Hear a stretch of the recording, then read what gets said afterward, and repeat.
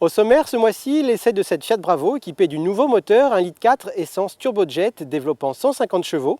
Nous poserons 3 questions à Laurent Madoyan, chef des ventes à la Copada. Mais pour commencer, voici tout ce qu'il faut retenir de l'actualité de l'automobile italienne, tout en images. Fiat propose jusqu'au 31 mars 2008 une série limitée de son Sedici, disponible pour l'ensemble de la gamme en version 2 comme 4 roues motrices.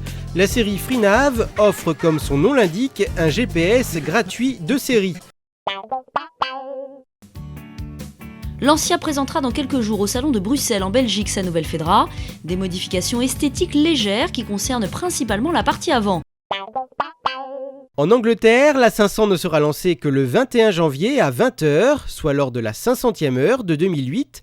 Pour l'occasion, la 500 prendra son envol dans l'une des capsules du London Eye, cette grande roue géante en plein cœur de Londres.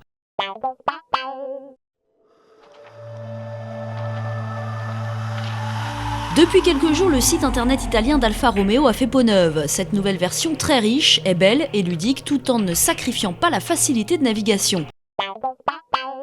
Terminons ce tour de l'actualité de l'automobile italienne avec Maserati. Le constructeur au Trident propose de revivre l'intégralité de la saison 2007 de FIA GT sur son site internet et là encore en vidéo.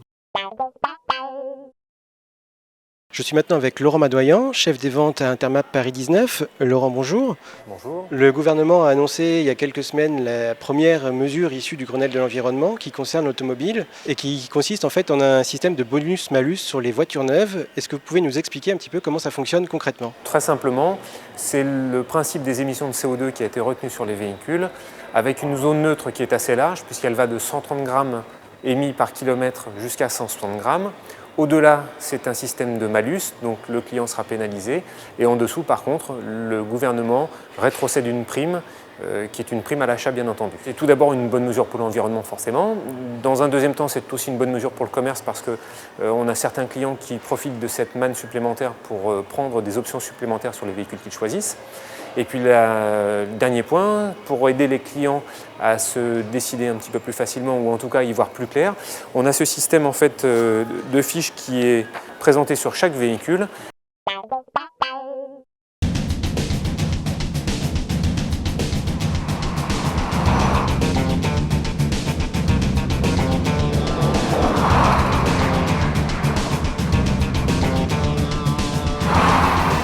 Dans sa robe bleu Maserati, si c'est son nom, notre Fiat Bravo en finition sport développe 150 chevaux. Et pour une fois, il ne s'agit pas d'un diesel mais bien d'une essence. Tout un programme. Remplaçante de la mal aimée Stilo, la Bravo a été lancée en France il y a 8 mois.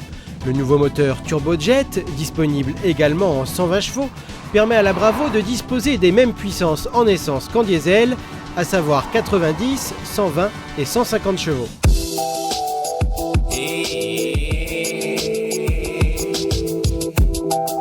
Extérieurement, la Bravo se veut latine, féline.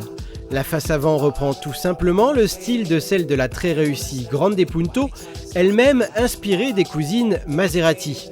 Une référence gage d'élégance et de sportivité. Les lignes sont sobres, souples et dynamiques, la face avant plongeante.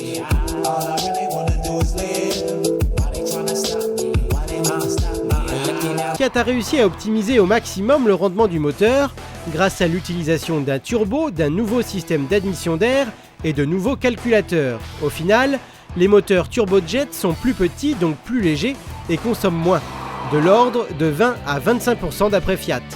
Lors de notre essai, en ne ménageant pas l'auto, nous avons tout de même consommé un gros 9 litres au 100 km, alors que le constructeur annonce 7 litres 1. Mais l'intérêt du turbojet réside dans ses performances, sa souplesse et sa disponibilité. Avec un couple de 200 Nm à 2000 tours minute, cette Bravo procure en effet le même agrément de conduite qu'un diesel, le silence en plus, puisque sans claquement et sans vibration. Un bouton permet même d'activer un overboost qui délivre 230 Nm de couple à 3000 tours.